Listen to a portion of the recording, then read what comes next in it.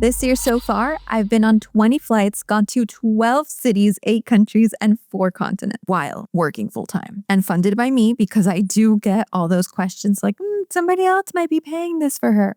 No. And I wish somebody would have told me this sooner. Most people think traveling more is about having more money or more vacation time. It's not. I have always been somebody that craved traveling. Since I was little, I grew up traveling back and forth every summer vacation from Florida to Colombia. It was my routine. And since I was 12, I would be doing that flight alone. The airlines have this like accompanied minor program, so it's not like I was wandering the airport alone. But in my eyes, I felt like the coolest girl ever.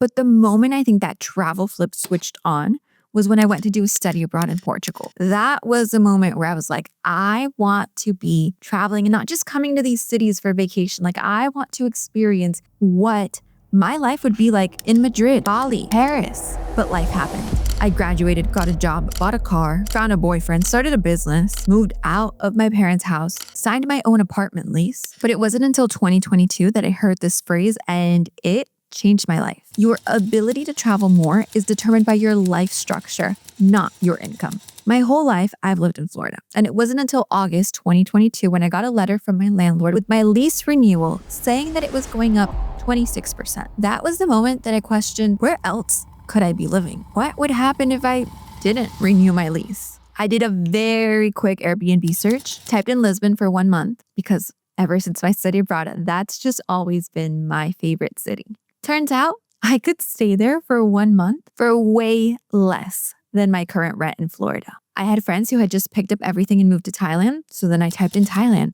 What if I go to Thailand for 1 month? 1/4 less than my rent in Florida. But what about my car, my things, my furniture? Your ability to travel is determined by your life structure, not your income. The more tied I was to my things, to a place, the less ability I had to travel. So the first year, I put all of my things into a storage because I thought I'll probably come back after 3 months. Like, it's just a travel bug that I need to get out. I kept paying my car. I literally had it parked, and that went on for like a year until I was finally like, why am I still paying this car? If I'm staying long-term, I can sign another lease. Like, I can get a car at any moment. Little by little, my life started changing. I started questioning all those things that I was tied to. All these things that we think are the standard. Nowadays, you can rent a car anywhere for long periods of time in literally 3 seconds through the Turo app. You can find a place to live for as short or as long as you want in any corner of the earth on Airbnb. You can even do short-term rentals and bounce around the US with companies like Hello Landing. Like, there are ways to structure your life so that you can have the ability to travel more.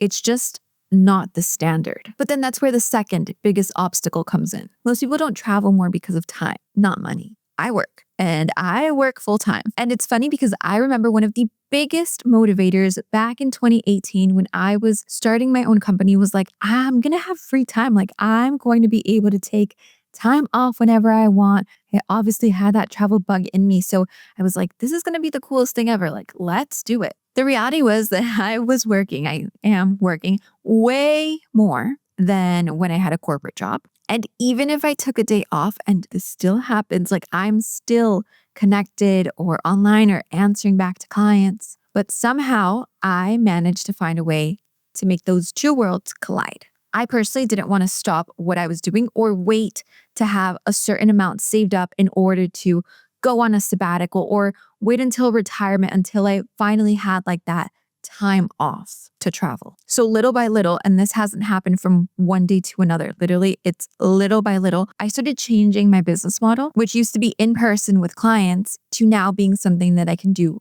fully remote. And I did it so I could have more time, but that's not the only way to do it. The people I've met while traveling full time that are also able to do it are doing it through volunteers in exchange for stays. For example, being a community manager and co-living, working for fully remote companies. Nowadays, there are so many. I mean, even doctors can be fully remote through Teledoc. There's also another handful. This is probably the biggest handful of people, and they're doing freelance work. This is basically where you're offering anything that you're good at, like being a stylist, video editor, personal assistant, personal trainer, like even a translator. You speak multiple languages, and it's not a full-time position. So most of the time, these people are working a couple hours at night and then traveling the other time during the day. There's always so many people looking to hire. So even if you think it's not possible, I just recommend going on Fiverr or Upwork. Those are like the two main websites, and creating a profile to see what that could be like for you. There's also this Instagram account that I follow, Map Melon app, and they're always posting co-living community manager opportunities for people that do want to do like that volunteer, or even sometimes it's paid work in exchange for a stay. I think that's great for people in a transition period of like wanting to experience and try travel out. And if you're just starting with a new project or a new business like I was years ago, don't shut travel down. There's a book I read a while ago. I have to find the name and I'll leave it below in the comments. But it explained this theory of absolute income versus relative income. If Bob makes $15,000 a month living in New York City, working at a law firm for over 60 hours a week, while Sally makes $3,000 a month living in Thailand, only working 20 hours a week, who has the higher income? Based on absolute income, Bob does. But based on relative income, if Sally has more free time, can live beyond comfortable with her salary because of where she is, she has a higher income. My point is there's ways to play around with travel no matter what income level you're at. For the past year, I've been posting cost breakdowns for every city that I visit, so you can watch that over on this playlist after this video. The craziest part is that filming those cost breakdown videos where I have to go in and download my card statements month after month and then categorize everything, like what am I spending on food, on shopping, on dining, has made me realize that I used to spend way more in Florida than now traveling around the world. And it's not just because of the rent price for the places that I'm in. It's literally because back at home, I was buying all this pointless stuff that has ended now in a donation store back in Florida, or is either sitting in my storage that I haven't gone back to in 3 years. We've gotten so addicted to Amazoning all day, every day. Like I would get packages every day to my door, buying the latest fashion, keeping up with all the trends, all these things that I promise. If I asked you, I'm giving you 100, pick $100 on Amazon or $100 on travel, what would you choose? I bet you'd pick travel, but your day-to-day actions aren't matching that. I know this because I was the same. So if I wanted to travel more but had the but I can't afford it excuse,